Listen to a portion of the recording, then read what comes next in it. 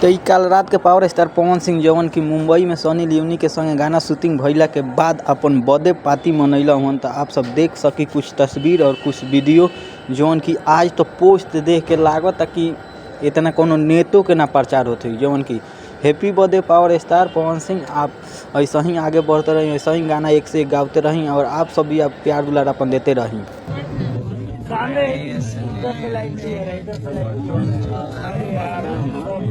आगे से सब लोग बैठ जाइए। इधर तो सब लाइट कवर कर दिया है, बैठो। जोन की सनी लियोनी के संगे आप सबके जोन इंतजार रहा वीडियो कल शूटिंग हो चुकल बा मुंबई में। तो बहुत जल्द सुने के मिली कौन की पावर स्टार पवन सिंह के लगभग कम से कम 5-6 करोड़ रुपया लाग चुकल बा, जितना कि एगो फिल्म के बजट नहीं के। तो आप सब गाना के ज़्यादा से ज़्यादा प्यार दुलार दे हम लोग।